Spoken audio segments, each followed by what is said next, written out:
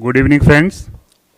I welcome the Honorable Finance Minister, Srimati Nirmala Sitharamanji, Minister of State Finance, Sri Anurag Thakurji, Secretaries from the Ministry of Finance, and my friends from media.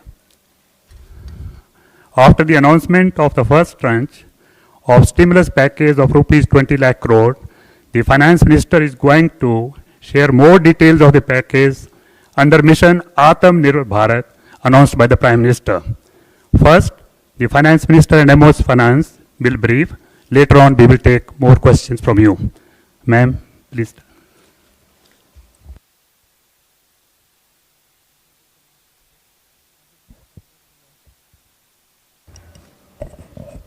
Good afternoon, friends.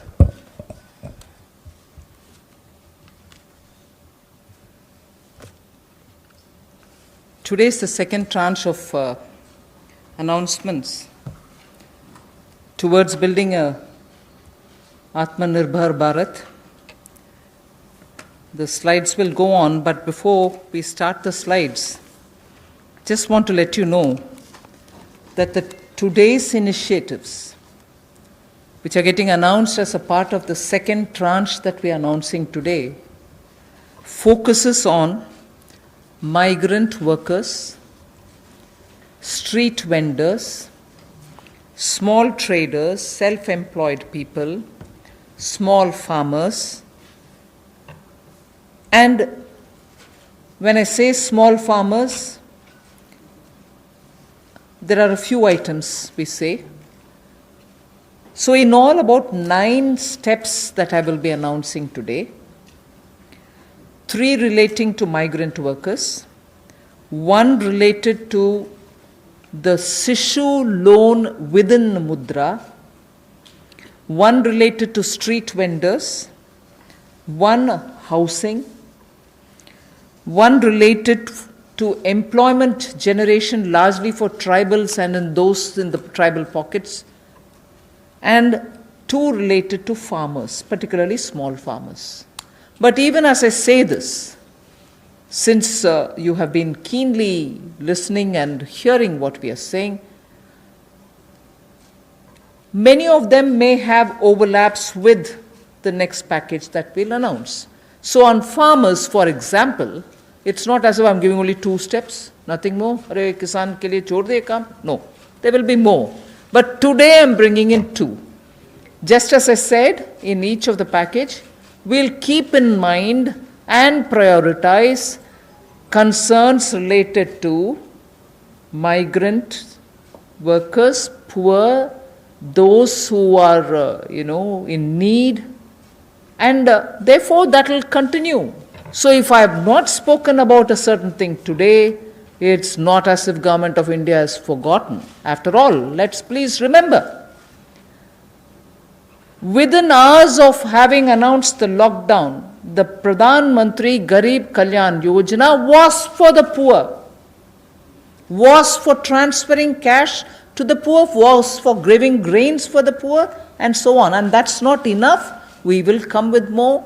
We are announcing more. So let's not look at each one of the silo as though that was the only thing. As I said earlier, there are tranches of announcements. Many things might overlap. Many of them might get mentioned here as well as mentioned once more somewhere else. So just a broad understanding on that. And before I get to talking about what we are doing on the migrants, I just want to let you know that about 3 crore farmers had availed loans which were given to them earlier in concessional rates, I think, which was direct support to farmers. And those 3 crore farmers had availed of agricultural loans which were over 4 lakh crores. 3 crore farmers who are marginal farmers had already benefited from 4 lakh crores of credit given to them. And those people who have availed of these credit through the Reserve Bank, were also given a moratorium. For the next 3 months, you don't have to pay your EMI and so on. Now, the interest subvention, which is normally given for prompt repayment in time, was extended till March. Now we are extending it up to 31st May 2020. So that is a thing which was already availed of, and for that we are giving a bit of an extension. And in the last 2 months, 25 lakh new Kisan credit cards have been given, which entails that they can take concessional credit. They're actually marginal farmers.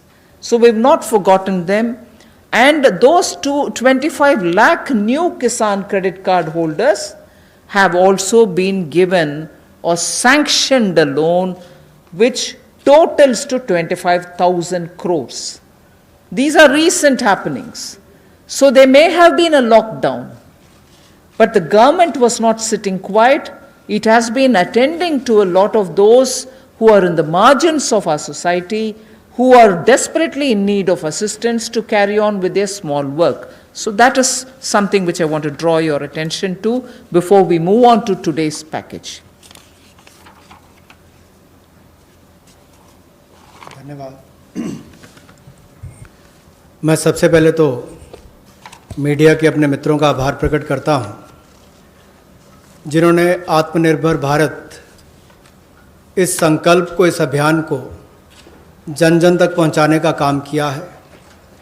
पिछले 2 दिनों में पूरे देश भर में आपने चर्चा को बदला है, एक सकारात्मक सोच खड़ी हुई है।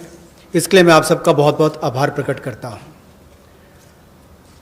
अगर 2014 में भी देखें तो मोदी जी ने अपने सबसे पहले भाषण में यही कहा था कि ये उनकी सरकार वो जो गरीबों के लिए सोचे, जो गरीबों को सुने, गरीबों के लिए जिए, और इसलिए नई सरकार देश के गरीबों को समर्पित है, युवाओं को, महिलाओं को समर्पित है।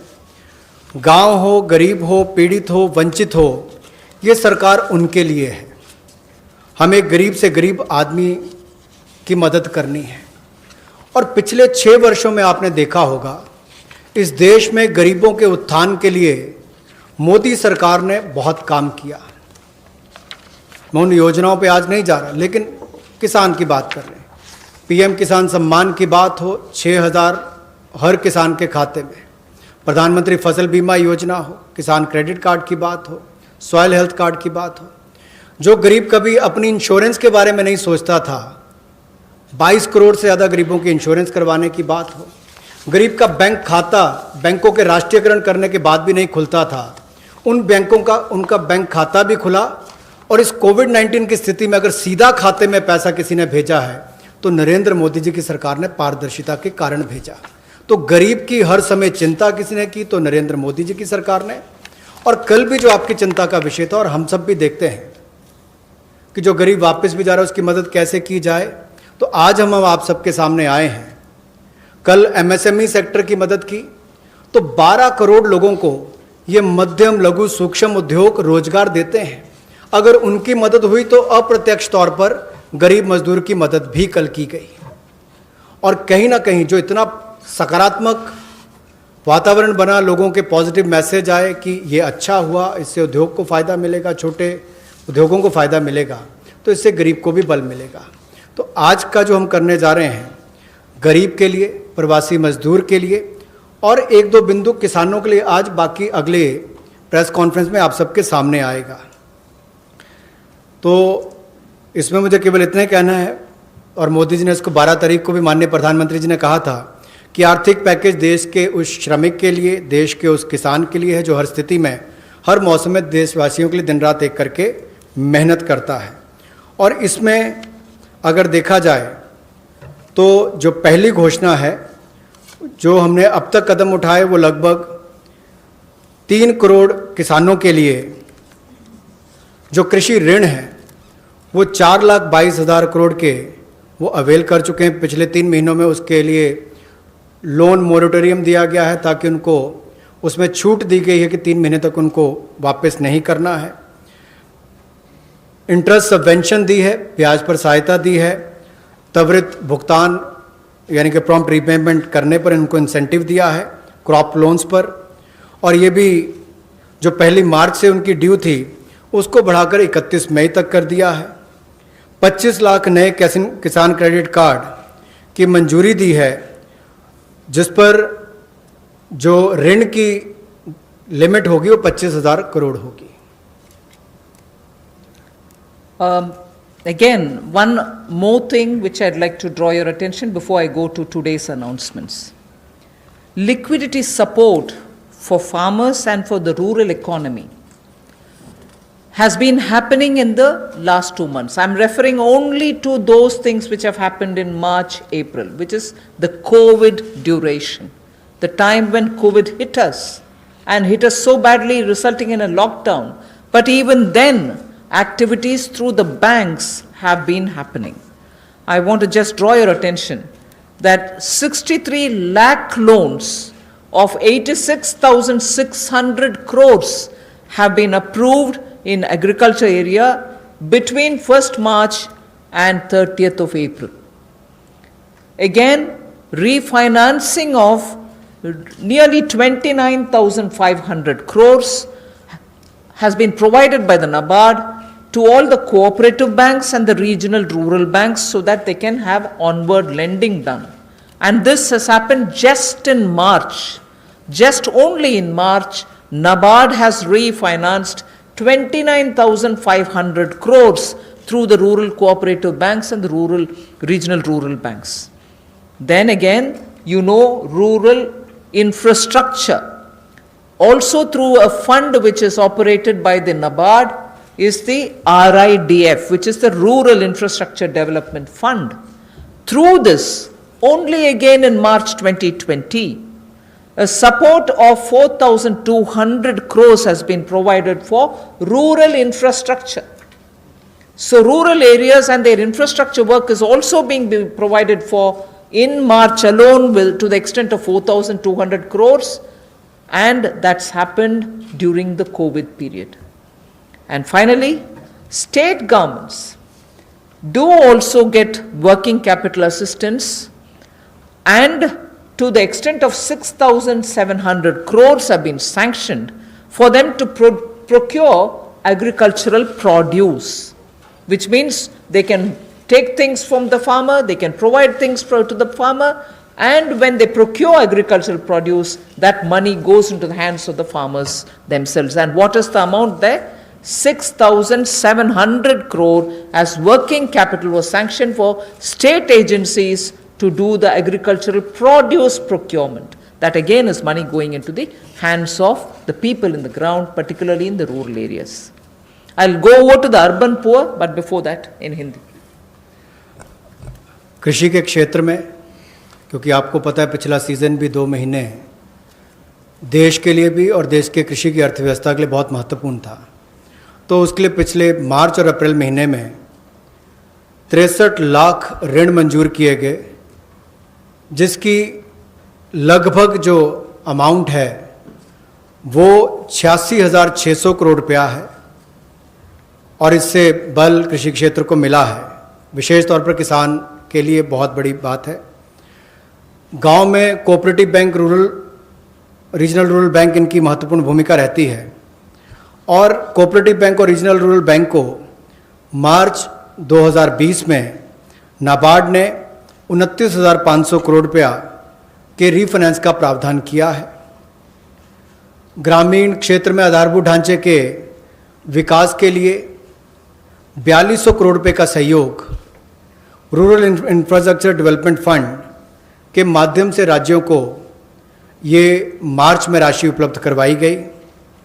इसके अलावा जो फसल की खरीद, कृषि उत्पाद की खरीद के लिए 6700 करोड़ रुपए की वर्किंग कैपिटल भी, कार्यशील पूंजी भी राज्यों को उपलब्ध करवाई गई है। I spoke about the rural areas, rural poor, rural money reaching the hands of the farmers and so on. Now I just very quickly mention about urban poor. In just the last 2 months, again, during the COVID period, again, what activity has happened? to reach out to the urban poor, which includes migrants. Government of India has permitted state governments to utilize State Disaster Response Fund, which goes from the center, for setting up shelter for migrants and providing them food and water. Just rough estimate that I'm giving you, 11,000 crores were sent in that name through the SDRF, with which they run the shelter homes, with which they give them food, with which they take care of them. And that money was also sent from the center. Of course, states do have a right, but that was given. And using that money, many of the migrants have been attended to. So I want that to be kept in context when we talk about attending to the migrants. Again, there are shelter homes which are under the shelter for urban homeless category. That is something which normally is there. But in those shelter for urban homeless, 3 meals are provided entirely at the cost of the central government. So homeless who live in urban areas, particularly in the COVID situation, are getting 3 meals per day. And I'm not saying this as though, oh, we've done this. I'm saying more from the point of view of we are conscious. We are attending to the migrants and we are giving them in various different ways. Food, taking care of them in the shelters, reaching cash to them. All this has been done and therefore I'm enumerating. And did I do this some other time last year? No. I am showing you what has happened in the last 2 months, the critical lockdown period. So in shelter homes, 3 meals are being provided for people who are urban homeless. Now, the other thing, you may recall when the Prime Minister addressed the nation, how India's capacities can be utilized so that we can serve the globe, and how those capacities are lying dormant and we are the ones who have to give the stimulus. All of us will have to. 12,000 self-help groups all over the country. This is an example which Honorable Prime Minister referred to. 12,000 SHG groups have produced over 3 crore of masks and 1.20 lakh liters of sanitizers, again during this COVID period. And the self-help groups in urban centers are with urban poor. So urban poor are contributing also in this COVID period. And self-help groups, as you know, is something which is supported by the central government also. Another experiment which was successful is for disbursing revolving funds to the SSGs, and these revolving funds for the self-help groups have also become on board a Paisa portal. It is called PA, all in capital, I is small and SA, Paisa portal, as of April. And now many state governments, seeing the pilot project which had happened in Gujarat, want their people also to get onto this, and through this a lot of across the state benefits which they can get will be available for the SHGs. And lastly, for the urban poor, 7,200 new SHG groups have been formed, newly formed for the urban poor, and that commenced from 15th March. Critical COVID time. New self-help groups for whom assistance get given, and they get benefit from revolving funds and so on to catch on with what they want to do for their livelihoods. So during these 2 months, COVID period, you have these activities which have happened with central government participating actively in these 2 months only.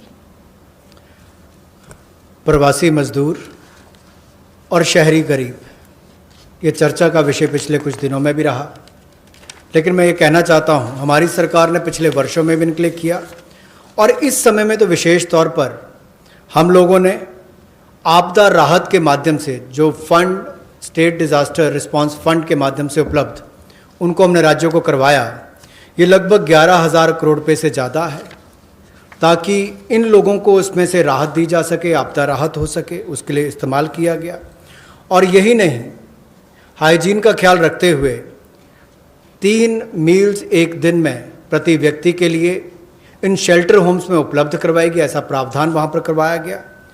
और जो हमारे स्वयं सहायता समूह हैं, जिसको आप self help groups भी कहते हैं, ऐसे 12,000 स्वयं सहायता समूह ने 3 करोड़ मास्क और 1,20,000 लीटर सैनिटाइजर्स का उत्पादन किया है। ये एक अपने आप में बहुत बड़ी बात है और इस संकट की घड़ी में हमारे काम और एक बड़ा काम देश के लिए स्वयं सहायता समूह की हमारी बहनों ने किया है। यही नहीं, 7200 नए स्वयं सहायता समूह इस समय में बनकर और शुरू हैं पिछले 2 महीनों में। और जो revolving fund self help group के लिए पैसा एक पोर्टल के माध्यम से हमने शुरू किया था गुजरात में पायलट प्रोजेक्ट, अब उसको पूरे देश भर के अलग अलग राज्यों में शुरू किया जाएगा ताकि इनको और लाभ मिल सके। आपको याद होगा कुछ दिन पहले जब हमने घोषणा की थी तो सेल्फ हेल्प ग्रुप के लिए भी 10 लाख से बढ़ाकर 20 लाख रुपए उसकी लिमिट कर दी थी, तो इससे भी उनकी कैपेसिटी बिल्डिंग में मदद मिलेगी। There's definitely a lot of concern and a legitimate concern about migrant workers now going back to their respective states. And will they be there without any opportunities to earn their livelihood?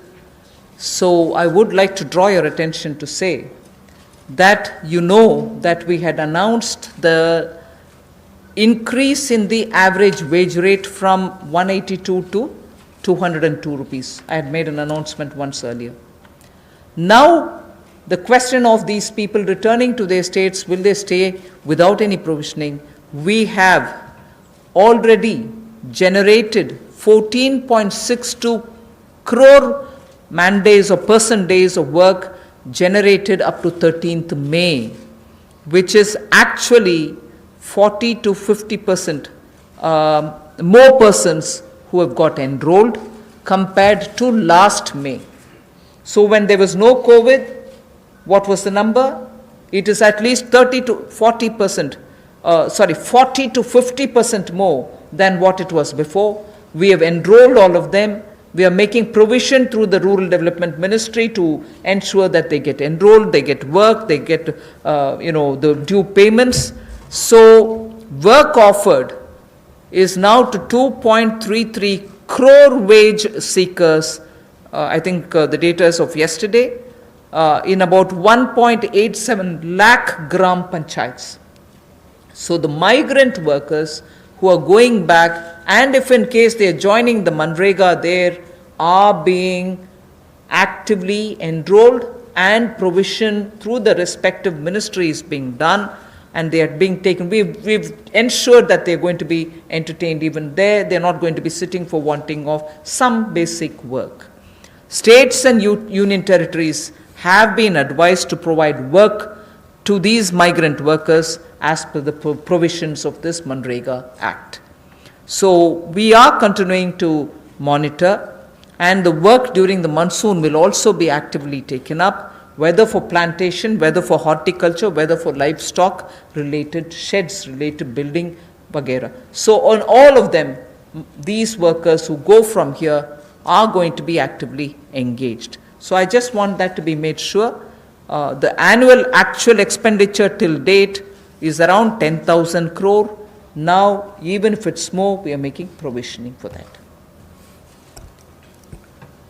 जो हमारे प्रवासी मजदूर वापस अपने राज्यों में गए हैं, उनकी भी मदद एमजी नरेगा के माध्यम से कैसे की जाए, उसके लिए भी हम योजना लेकर आए हैं। और अब तक 14 crore 62 lakh person days generate किए जा चुके हैं 13 मई तक, और इस पर कुल खर्चा लगभग 10,000 करोड़ के लगभग किया जा चुका है। जो काम ऑफर किया गया है वो 2.33 करोड़ जो काम मांगने वाले हैं उनको कल तक किया गया, और ये लगभग 1,87,000 ग्राम पंचायतों में किया गया है। इसमें 40 से 50% लोगों ने अपनी एनरोलमेंट की है, रजिस्ट्रेशन की है। पिछले साल के मुकाबले, पिछले साल के मई महीने के मुकाबले ज़्यादा लोगों ने की है। यानी कि अगर पिछले साल 100 ने की थी तो इस बार 140 से 150 लोगों ने की है। उस तरह से उसका आंकड़ा लगभग बढ़ा है और एक विशेष मुहिम पूरे जिलों में देश भर में चलाई जा रही है कि जो वापस यहाँ से हमारे प्रवासी मजदूर गए, अगर वो चाहें तो वहाँ पर भी अपने आप को रजिस्टर कराकर काम ले सकते हैं और इसके लिए राज्यों और यूनियन टेरिटरीज़ को निर्देश दे दिए गए हैं। और यही नहीं, 182 रुपया जो उनकी दिहाड़ी होती थी अब उसको बढ़ाकर भी 202 रुपये कर दिया गया है। Again, before I go over to specifying what programs we have for the second tranche, one quick look at some major reform steps which are in the pipeline. You know, the labor codes related matter is in the parliament. Some reports are also with the standing committee. We are committed to making it better for the workers, and the workers' welfare is top on our agenda. I very will quickly run through some of the points. All this is going to be shared with you in any case, but quickly I will highlight the fact that the minimum wages at the moment is applicable only to 30% of all the workers. We want to make it universal. We want to give that right to minimum wage universally to all workers. So that is one of the major things we are working towards, and as you know, it's all discussed in the parliament. It is getting, work is done in the parliament, it is happening there, but I'm giving you some of the highlights. Second is also the regional disparity in minimum wage which exists.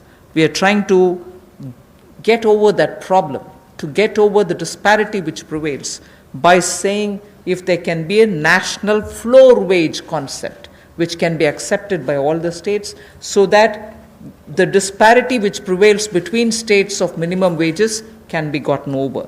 We are also talking about compulsorily giving appointment letters for everybody who is taken in, so that it gets formal, and also making sure annual health checkup is made mandatory for all the employees.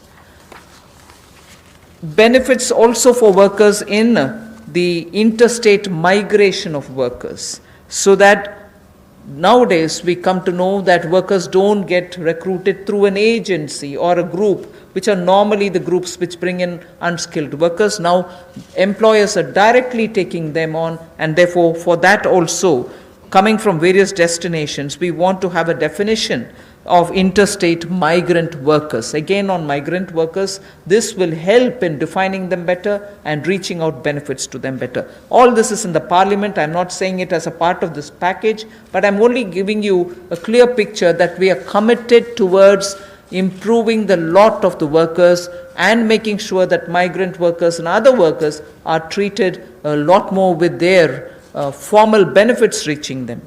Portability of welfare benefits is also being contemplated in the parliament for migrant workers. Again, looking at pan-India to all districts, we want to extend the ESIC benefits to all establishments which employ at least 10 people or more, and in some of the notified districts. Looking at also employees, establishment which have less than 10 employees, we want to, at least in a voluntary basis, make sure ESIC can be extended to them. On a voluntary basis, because they're very small, we don't want to burden them with anything. The other thing that we are looking at is to make it mandatory to have ESIC coverage through notification by the central government for employees who are working in hazardous industries. Because even if they are small and they don't get included, through a central notification, we want to make sure ESIC coverage is given to all those who are working in smaller units but which are engaging in hazardous activities. They get the benefit of ESIC coverage. And social security schemes are being extended even to gig workers and platform workers. That is now urban phenomena, and they should get that coverage. So we want to bring gig workers into it. We're also looking at reskilling of retrenched workers. Now in the context of COVID, this was all designed before, but in the context of COVID, we probably will have a situation where a lot of retrenched workers will need to have a reskilling exercise. And again, all occupations should be opened for women with night working rights, and also there making sure safeguards are provided for all of them. Provision also for social security funds for unorganized workers and gratuity to be given for fixed term employment. So these are some of the things which are our commitment, which is revealed in the labor codes. 44 labor different acts have all been now compressed with extensive discussions and consultation.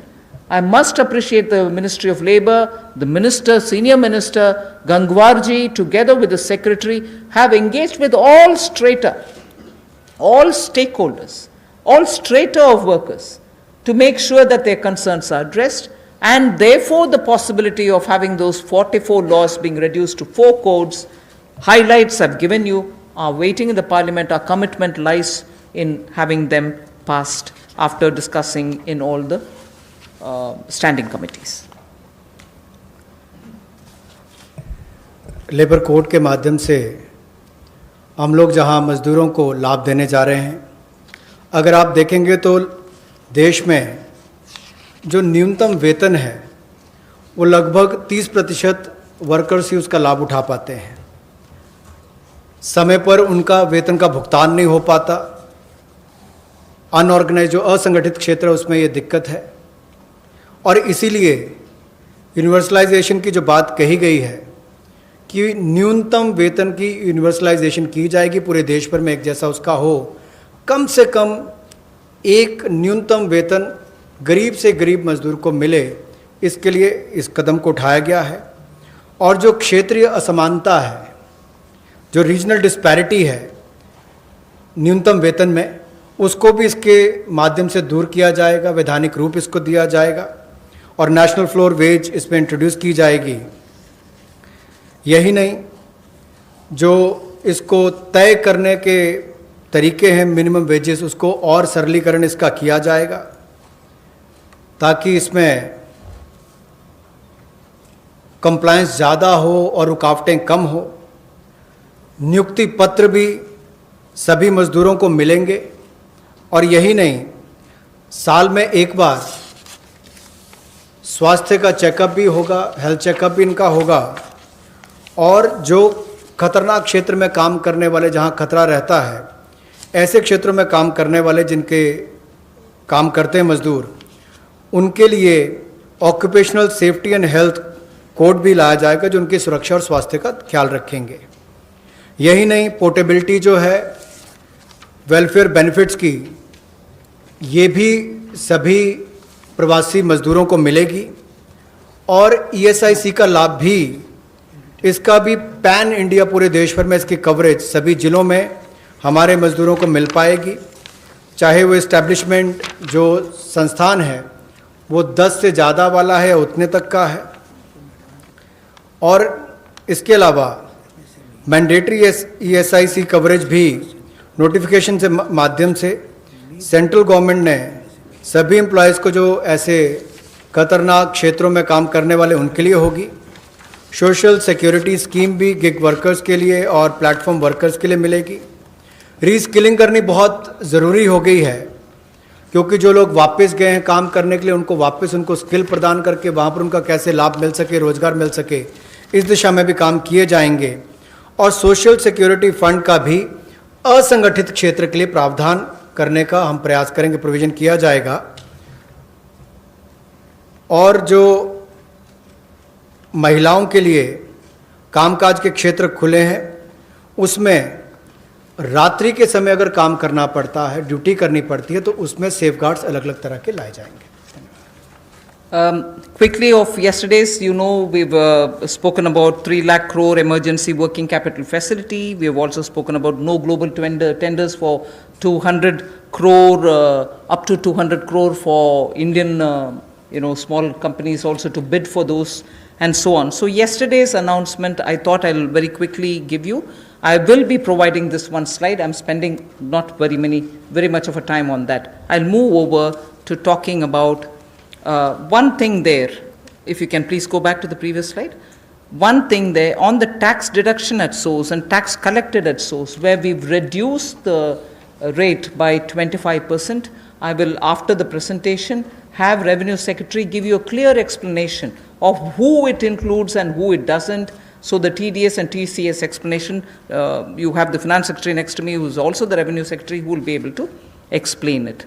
But otherwise that slide will be given to you.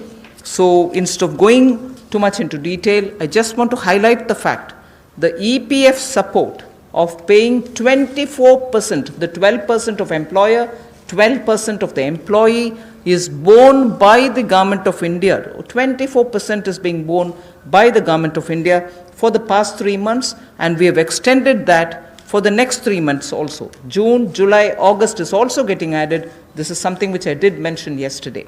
And similarly for others, it has been reduced from 12 to 10% for the employer and the employee.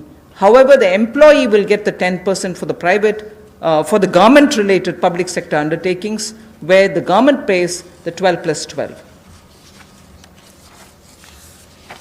पिछले कल जो सूक्ष्म लघु और मध्यम उद्योग के लिए घोषणा की गई थी, उसका बड़ा कारण ये भी है, और माननीय प्रधानमंत्री जी ने अपने 12 तारीख के भाषण में कहा भी था कि हमारे लघु मंझोले उद्योग जो हैं, ये जो हमारे MSME हैं, ये करोड़ों लोगों की आजीविका का साधन है, जो आत्मनिर्भर भारत के लिए हमारे संकल्प का मजबूत आधार है।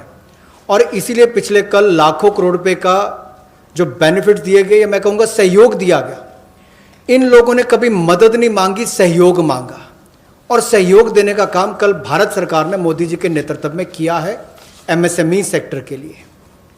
और उसमें ही एक बड़ा सहयोग था, मार्च, अप्रैल, मई महीने में एम्प्लॉय प्रोविडेंट फंड 12% एम्प्लॉय और एम्प्लॉयर का हिस्सा भारत सरकार दे रही है, और अब इसको अगले 3 महीने जून, जुलाई, अगस्त तक और बढ़ा दिया गया है। इसके अलावा जो 12% दोनों को देना पड़ता था, काम करने काम देने वाले को, अब उसको 10% कर दिया गया है। लेकिन जो भारत सरकार के सेंट्रल PSCs हैं, वो अपना 12% ही देंगे। I go over to today's announcements. I said there are three steps that we want to explain about the migrants. The first thing relates to free food grain. Free food grain supply to all migrants for the next 2 months. How is this?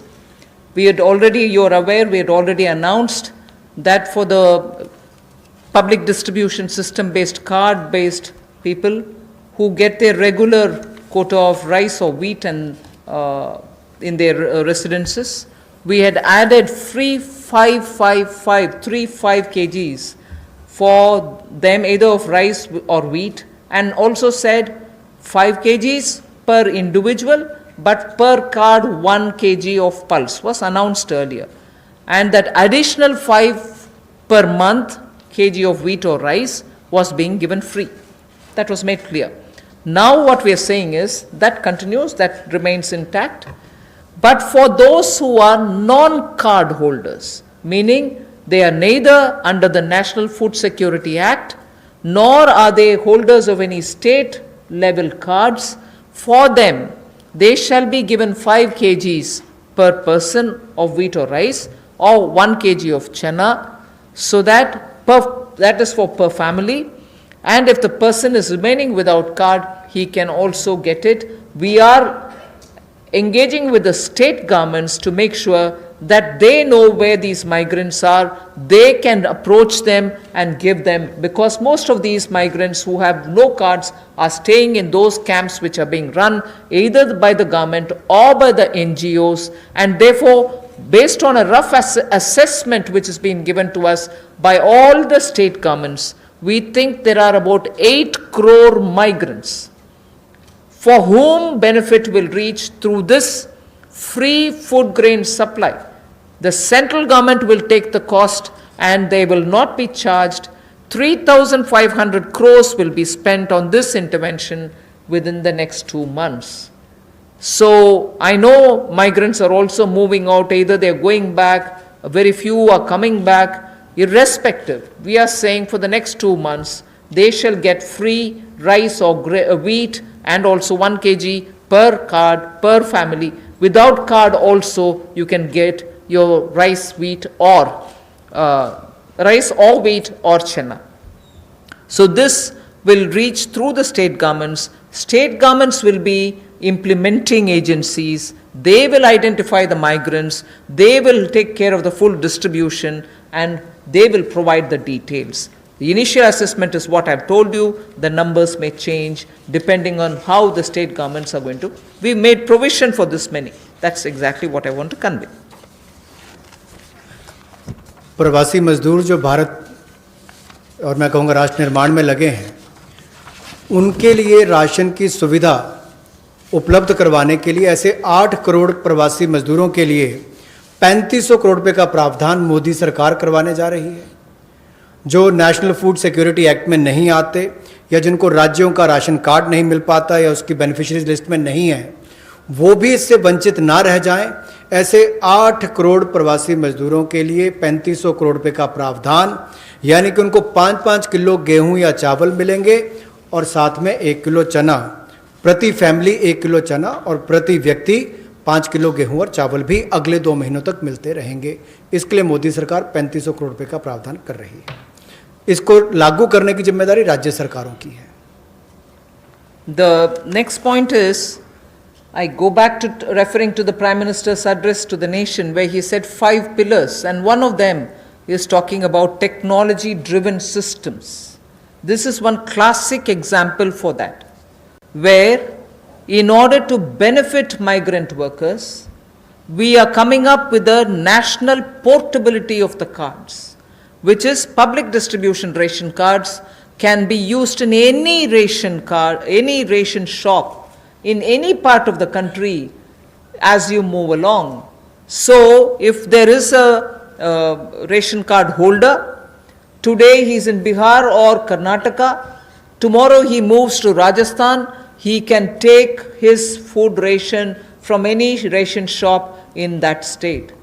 So national portability, which is now being defined as one nation, one ration card, one nation, one ration card, will be implemented, and by August 2020, which is another 3 months, within 3 months, 67 crore beneficiaries in 23 states, which means the 67 crore beneficiary is 83% of all the PDS population that we are talking about.